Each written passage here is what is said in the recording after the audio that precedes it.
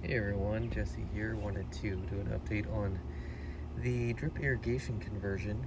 I bought this rainbird connector set, I guess. Basically, it comes with a sprinkler pop-up look-alike. So it connects to your existing irrigation thing right here, sprinkler pop-up. It comes with a connecting T, which will connect to the 1/2-inch irrigation drip line, and then I have some other random pieces, but basically I can show you. I tried starting with this little doodad that goes on the other irrigation line. Basically it's a manifold that holds or takes the 1/4-inch line. However, I noticed that it only would populate about, I don't know, 3, 4 maybe little drip emitters. So it just didn't have enough flow in it. You can see I even connected 2 lines to that. And I think in my situation, it just doesn't have enough pressure and power. So I found this one, which looks promising, and it will run the entire 1/2-inch line. Basically, I have 2 ends to it, so I'll run one end around that garden bed and run the rest down that way, and then I'll plug up a couple of these sprinkler heads so that we'll have more pressure for everything else.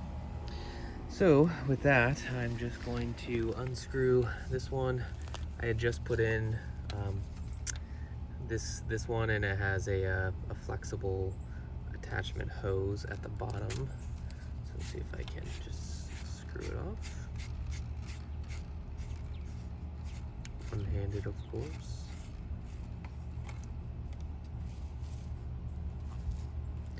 And then this should just screw right back on.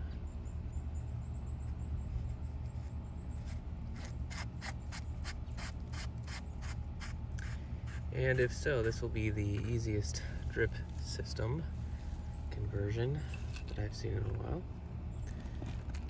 And it's cost effective. I think it was maybe $15 or so. So the other manifolds, I think they're about $7 a piece. So I potentially would have to get, I don't know, maybe 6 manifolds. So this way will be much better. But let me go ahead and tighten everything. I'm gonna run the 1/2-inch line, and then you can see kind of what the overall setup is, and hopefully we can do some testing to see if the water pressure is much better going this way. Okay, so I have the 1/2-inch line that kind of turnabout down there, and let's see if I can connect this pipe. You can see inside there, it looks kind of like a shark bite fitting almost. So let's see if I can turn this way and connect it by pushing on there. Okay, that is very secure. Okay, so now we're going to basically cut the line on one end, do another loop around that side. I might even loop around the entire thing just so that I have plenty of coverage if needed. So I can put drip irrigation all along that side, that bed, and then finally bring it right around to that side over there. So we'll do that. We'll get a couple emitters in here, and we'll see what the pressure looks like and the final thing. I guess the one thing is that if you find these off Amazon, this is a pack of 50. I forget exactly which brand it is, but you can get a lot more emitters from Amazon than Home Depot. Home Depot, you can get a 4-pack for a couple bucks, and I think this was probably about half the price. So that was a cool thing to do. You're gonna need some of these connectors, and you're gonna need a puncture tool. So I think about everything was maybe $50 or so. And we're gonna go through and just puncture holes wherever I see fit.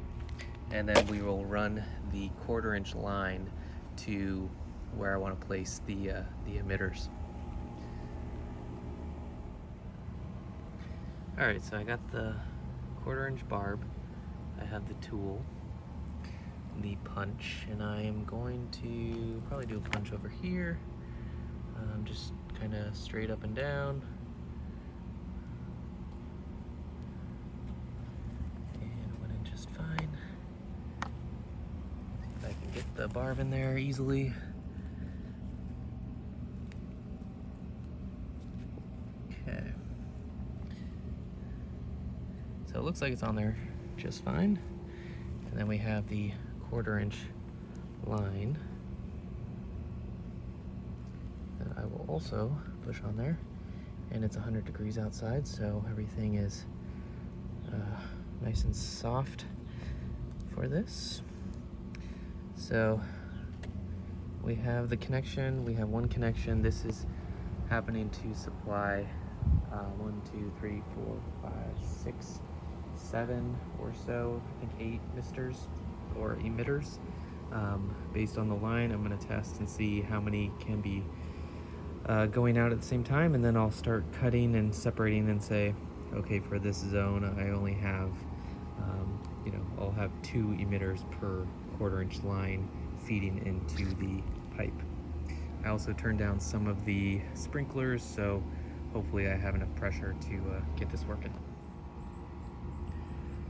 Okay, a couple things I noticed when I was putting these together. These little tabs on the end are just what you can use to put in the main line.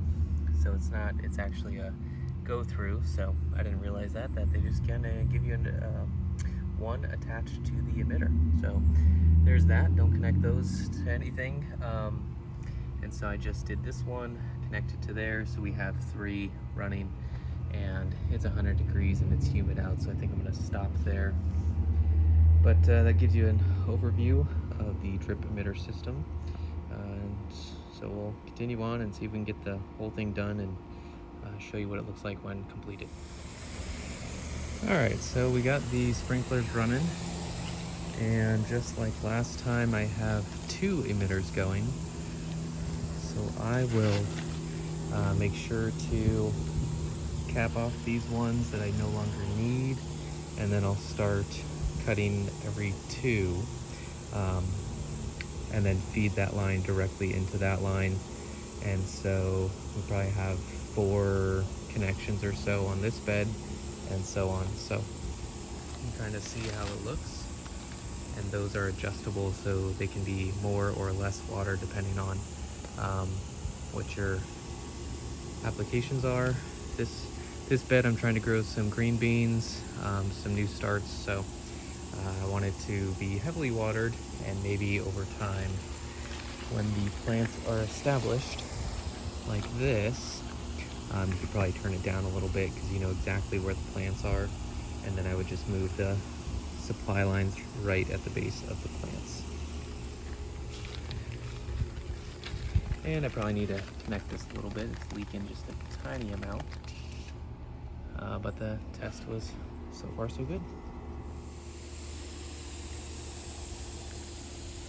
Everyone, just wanted to show the entire misting system up and running. So I definitely have enough pressure for these. I've got 2 back there, 1 right here. It's all running off this line, 1 right there. There you go. It works.